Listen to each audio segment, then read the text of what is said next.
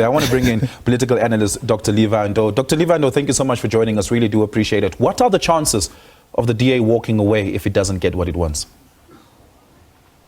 Good evening, Oliver. Good evening to the viewers at home. I don't think the DA would decide to leave right now. What I expect is that we're still going to have very difficult discussions taking place. And the DA has to utilize this period in order to try their best to persuade or to a certain extent take their chances on what they can achieve out of the government of national unity. The DA is quite very much aware that by only electing the president in the National Assembly, you give this individual constitutional powers to appoint ministers. And in so doing, they know that they cannot necessarily influence or put the president onto the edge. What they should be doing right now is to constantly negotiate and making sure that at the end of the day, they do not frustrate or anger their partner in the GNU, but try their best to move very swiftly and achieve what they intend achieving. Yeah. Let's say if it comes down to just purely numbers, Dr. Ndou, and the DA says, look, we want 10 ministers in this cabinet.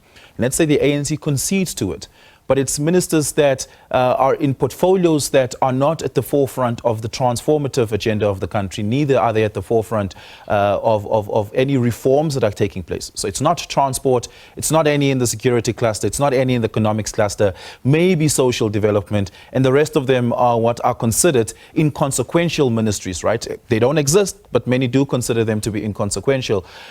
Surely the DA there would feel like they've been sold a dud. And in that instance, how do they circumvent that from happening? If the DA or any member of the GNU would take that route, that person would not be working the spirit of constitutionalism, because the Constitution is very clear that it should be the prerogative of the president to make such decisions.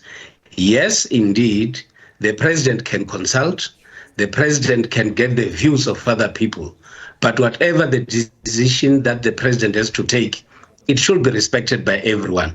And everybody who respects the Constitution... Ordinarily, it would be respected by everyone, but here the president serves as the president in large part due to the Democratic's vote of confidence in putting the president in power. He's not oblivious to that, I would assume.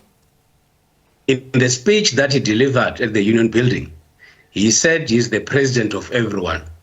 And of course, the president will have to consider that he's not actually only his party that is in charge of government, but other parties have been involved as well. So whatever decision that he takes should be respected by everyone. The minute you decide to be a participant in the government of national unity, does not necessarily mean that the Constitution has to be thrown away. So the powers that you've given to this individual is that he should exercise his prerogative in appointing cabinet ministers.